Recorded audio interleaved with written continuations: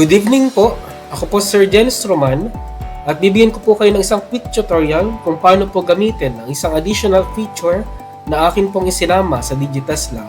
Ang feature pong ito ay kung saan malalaman po natin ang MPS ng results na examination ng mga bata, either individualized or generalized.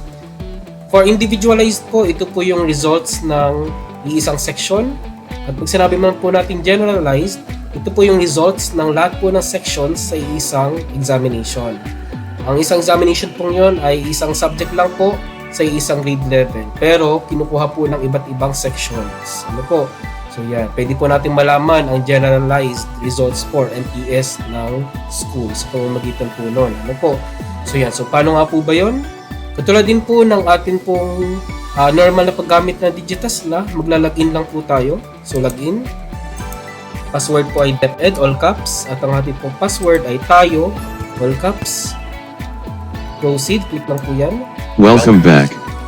So makikita po nyo dito ay ang mga kapareho na lang din po na features ng ating pong dati ng Digitasla. Pero may nadagdag po tayo dito. Yun po ay ang input form 1 at ang form 1. So ang input form 1 po, dito po tayo nag-encode ng results ng mga bata. So paano po ba natin siya gagamitin? Napakasimple lamang po. Ika-copy-paste lang po natin ang pangalan ng mga bata at ang kanila pong results mula sa class record papunta po dito sa Digitasla. Ngayon po, kung ayaw nyo man pong isama ang pangalan ng mga bata, ay pwedeng yung results na lang po ng kanilang exam ang atin pong i-paste. So dito po, ang lalaki at sa baba po ay ang para naman sa mga babae. Ngayon po, kung ayaw nyo namang isama po yung pangalan ng mga bata, ay pwedeng ilagay nyo lang po yung A, B, C, D, or A na lang po lahat. Ano po? Basta po lahat po sana ng score ay may katapat na letter or symbol. Yun po ay kung ayaw nyo lang naman pong isama ang pangalan ng mga bata.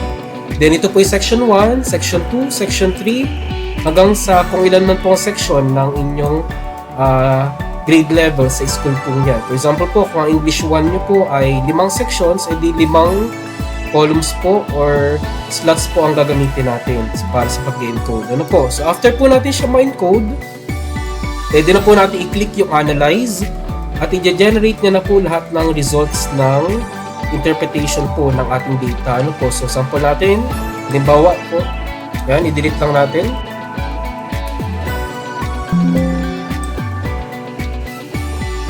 Click po natin ang analyze.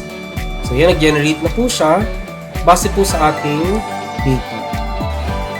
Huwag po natin kakalimutang i-set muna po kung ilang items ang ating i-analyze.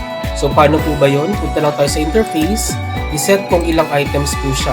1 to 60, 1 to 30, or 1 to 20 i-set po natin para maayos siya. Halimbawa po dito, pagtingin po natin 152%. Kaya po siya ganyan ay dahil po pang 60 item test po ito, pero nakaset lamang po dito ay 1 to 30. So set po natin siya ng tama, 1 to 60. So isin po natin, ulitin po natin, at yan, tama na po siya. So after po nun, pwede na po tayong dumako sa individualized. So by the way, ito po yung tinatawag natin generalized results. So kung saan, pangkalahatan na po yung information na i-generate ng ating system. Ano po? So, pwede pong pang school na to or pang isang buong grade level sa isang subject area.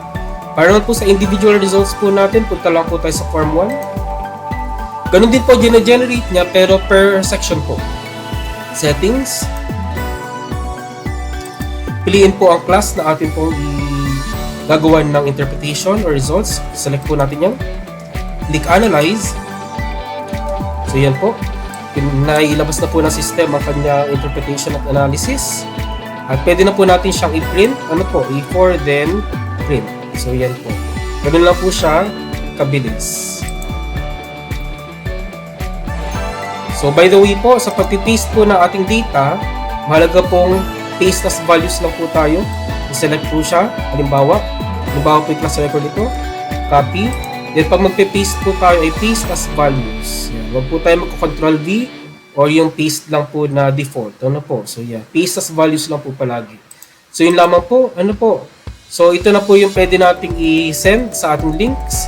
At meron po tayo ditong sample kung saan malalaman po natin yung nakuha ng 90% and above sa kanilang periodical test or examination. 85 to 89, 82 to 84, 75 to 79, below 74. Ayan total. So ito po yung pinapasa natin sa links sa central office. Ano po? Hindi po, ito din po pinapasa din po natin. So ayan po. Ayan na po kabilis ang ating po tutorial. Ano po? So thank you so much po. Kung may katanungan po, pwede nyo po akong i-message. Yun naman po, and huwag po kalimutang i-save ang ating data. Muli po ako po Sir Janice Roman, and God bless. Please follow my YouTube channel, EdTechNovation, my FB page, EdTechNovation, and my FB group, EdTechNation. Please follow, like, subscribe, and share. Thank you!